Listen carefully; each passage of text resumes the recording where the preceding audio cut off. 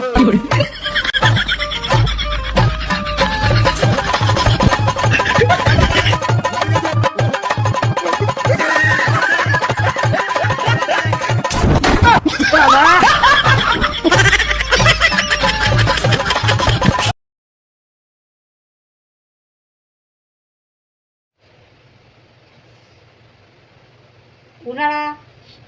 उन्हाळा हिवाळा पावसाळा कोणताही ऋतू असो, ताटाची रंगत वाढवणारे म्हणजेच खमंग चटण्या.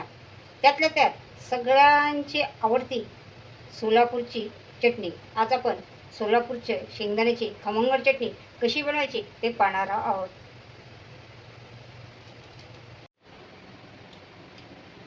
नमस्कार, मी आशा किचनमध्ये आपलं सर्वांचं स्वागत आहे. आज आपण जगभर प्रसिद्ध असलेली सोलापूरची शेंगदाण्याची चटणी घरच्या घरी कशी बनवायची ते पाहणार आहोत. साहित्य तेच असतं, फक्त करायची पद्धत वेगळी असते. आणि सोलापुरी चटणीचं ही खायला खूप खमंग लागते आणि तिचं टेक्स्चर पण वेगळं असतं. असे गोळे गोळेदार आणि जाडसर असं टेक्स्चर असतं आणि त्या चटणीला असं तेल सुटलेलं असतं. तर चला आज आपण पटकन पाहणार सोलापूरची खमंग अशी शेंगदाण्याची चटणी. चला बनवायला सुरुवात करूया. त्यासाठी सगळ्यात पहिलं आपल्याला लागणार आहेत कच्चे शेंगदाणे. आता हे शेंगदाणे तुम्हाला मोजून घ्यायचे आहेत. एक वाटी आणि एक वाटीपेक्षा थोडंसं जास्त एवढे मी शेंगदाणे घेतलेले आहेत. मिक्सरचं भांडं म्हणलं तर हे मिक्सरच्या भांड्याला जवळजवळ अर्धा 1 इंच कमी इतके शेंगदाणे घेतलेले आहेत. आता आपल्याला गॅस चालू करायचा आणि गॅसवरती मी पॅन ठेवून घेतलेला आहे आणि हे शेंगदाणे आपल्याला ह्या पॅनमध्ये घालायचे आहेत. आणि शेंगदाणे आपल्याला कमी गॅसवरती असे अगदी खरपूस असे भाजून घ्यायचे आहेत. शेंगदाणे आपल्याला चांगले असे कमी गॅसवरती भाजून घ्यायचे आहेत आणि त्याला चांगले असे डाग पडून द्यायचे आहेत. हे बघा, आवाज पण असा खडखडीत आहे. आणि आता हे शेंगदाणे आपल्याला थंड करून घ्यायचे आहेत. आता आपल्याला शेंगदाणे थंड झालेले आहेत आणि हे शेंगदाण्याचे छिलके काढून घ्यायचे आहेत. आपण एक कॉटनचा रुमाल घेतला आहे आणि त्या रुमालावरती शेंगदाणे घेतलेले आहेत. आणि आता हे शेंगदाणे आपल्याला याचे छिलके काढून घ्यायचे आहेत. हे पहा, अशा पद्धतीने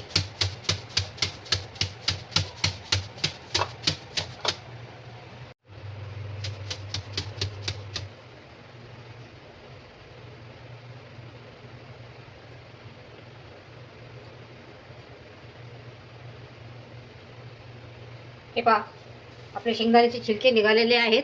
आता आपण हे एका चाळणीने चाळून घेणार आहोत. आता हे शेंगदाणे आपल्याला असे चाळून घ्यायचे आहेत. छिलके वेगळीकडे होतात आणि शेंगदाणे वेगळीकडे होतात आणि पटकन चाळून होतात. आणि अशा पद्धतीने चाळलं तर ते जे छिलके पण असे घरभर पसरत नाही आहेत. अगदी सोपी ट्रिक आहे ना, मस्त आहे ना. आत्ता आपण पॅन गॅसवरती ठेवलेला आहे. शेंगदाण्याचे छिलके काढून घेतलेले आहेत आणि याच्यामध्ये 2 चमचे इतकं आपल्याला तेल घालून घ्यायचं आहे.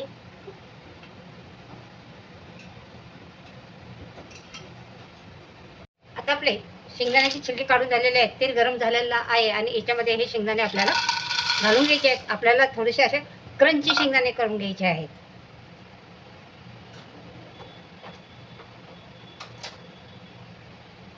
त्याच्यामुळं काय होतं, आपल्या शेंगदाण्याला टेक्स्चर छान येतं आणि कुरकुरीतपणा येतं.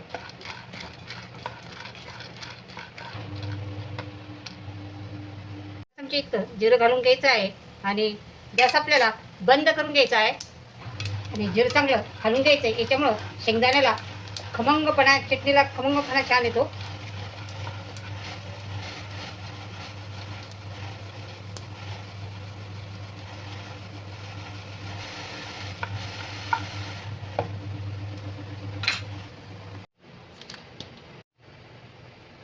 आपले शेंगदाणे थंड झालेले आहेत. एक 6 ते 7 लसणाच्या पाकळ्या घ्यायच्या आहेत. 1.5 चमचे इतकं बेडगी मिरची पावडर घ्यायची आहे. अर्धा चमचा मीठ घ्यायचं आहे आणि हे सगळं आपल्याला याच्यामध्ये घालायचं आहे. आता आपल्याला एक मिक्सरचं भांडं घ्यायचं आहे आणि त्याच्यामध्ये हे सारे शेंगदाणे घालून घ्यायचे आहेत.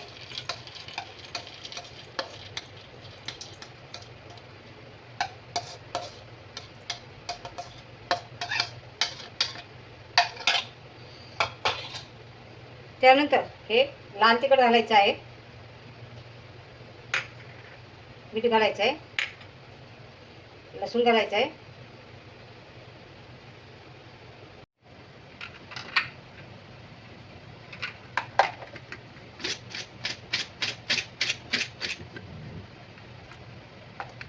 आता आपल्याला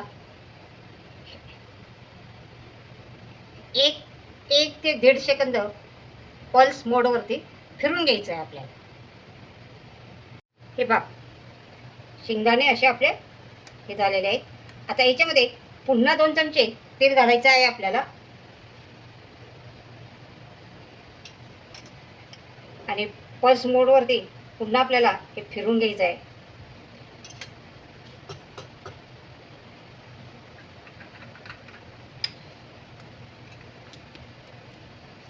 आत्ता पण 1 ते 1.5 सेकंदच फिरवायचं आहे आपल्याला.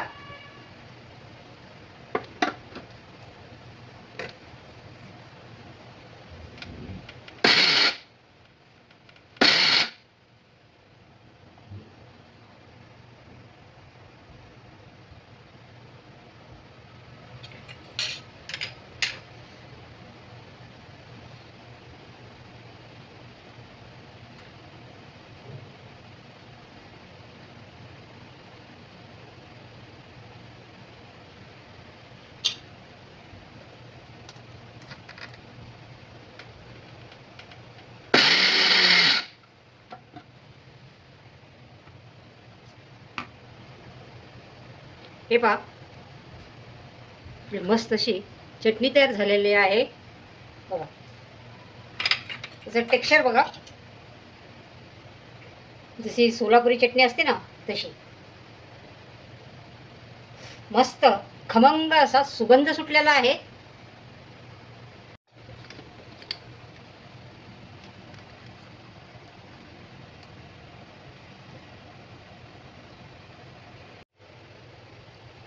अगदी आपली सोलापूरची शेंगदाण्याची खमंग चटणी तयार झालेली आहे. ही चटणी तुम्हाला कशी वाटली तर नक्की करून बघा. अशाच किचन चॅनलवरती नवीन असेल तर चॅनलला सबस्क्राईब करा, रेसिपीला लाईक करा.